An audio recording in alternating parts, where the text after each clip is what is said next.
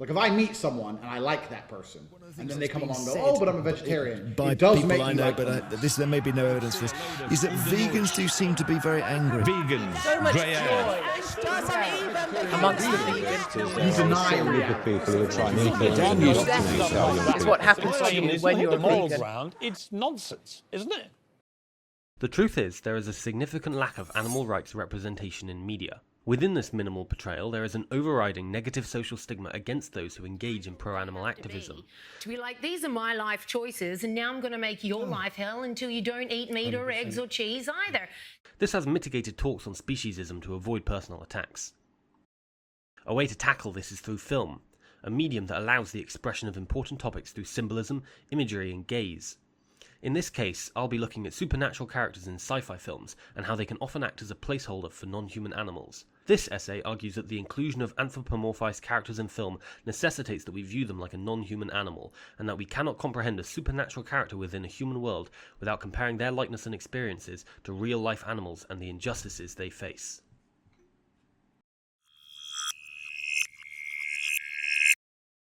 Understanding how supernatural characters in sci-fi films provoke debates on animal rights begins with Laura Mulvey's theory of the gaze. The gaze refers to how cameras and characters objectify a subject and shape the audience's perspective. Typically, this is split into active male and passive female roles, aka the male gaze, with how the determining male gaze projects its fantasy onto the female figure. Male star protagonist in fighting off, being the object of the gaze, the woman a spectacle.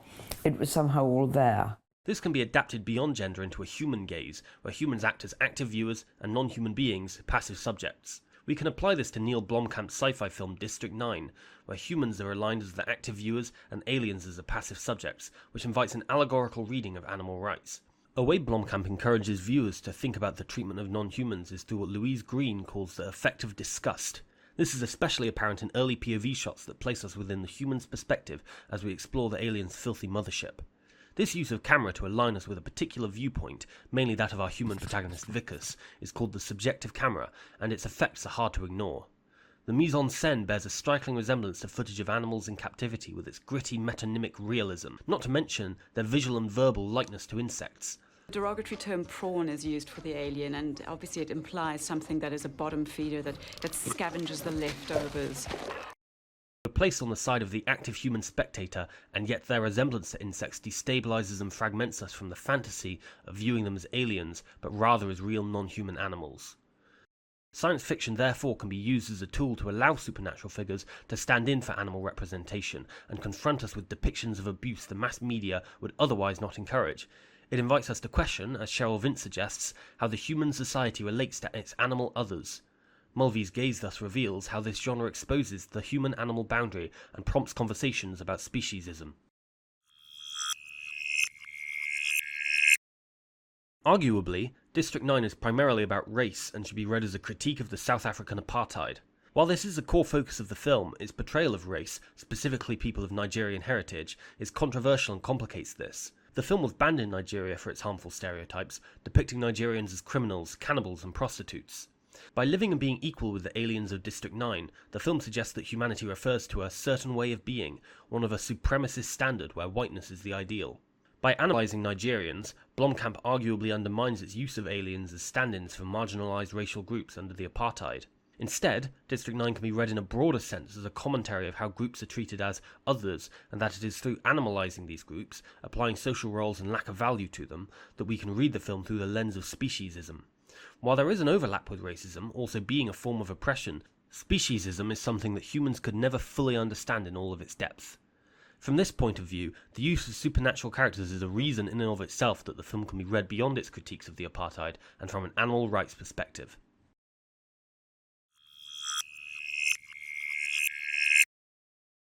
Now we've established the gaze theory, we can take it further by looking at how sci-fi films portray supernatural characters as a group or as individuals, and how that shapes how we feel they should be treated.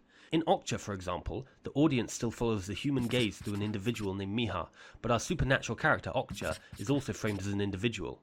Despite being identified as livestock, and as one of many other super pigs, a revolution in the livestock industry. The film encourages us to bond with her by presenting her as singular for most of the narrative. This contrasts with the consistent media representation of animals as indistinguishable groups bred for consumption. Okja is characterized instead as a singular who has intelligence, personality, and even the capacity for self-sacrifice, which Lippitt suggests grants her singularity, allowing her to become uniquely human.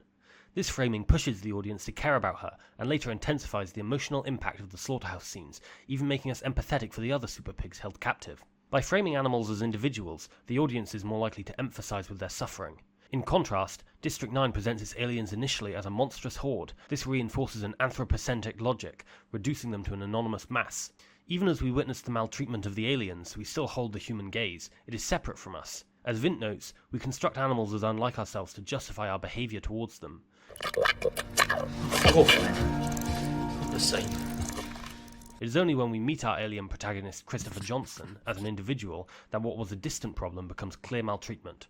The film takes this path to confront us with the idea that non-human animals aren't an anonymous group, but rather individual people and should be treated as such.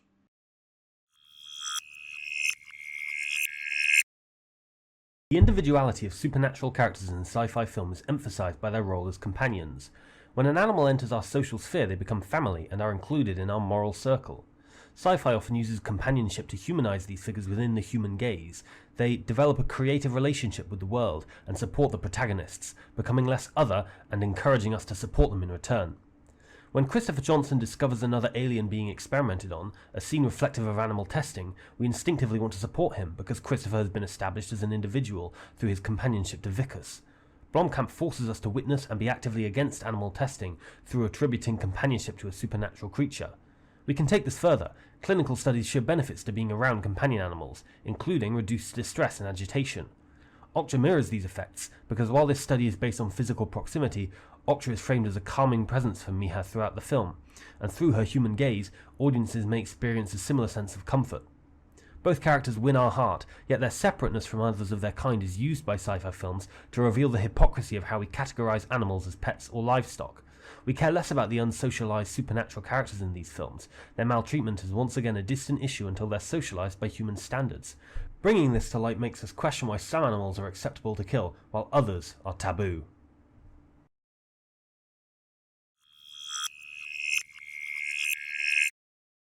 What we've seen in these films clearly demonstrates how sci-fi can use supernatural characters to provoke informed conversations on speciesism and urge the audience to engage critically with what is shown on screen.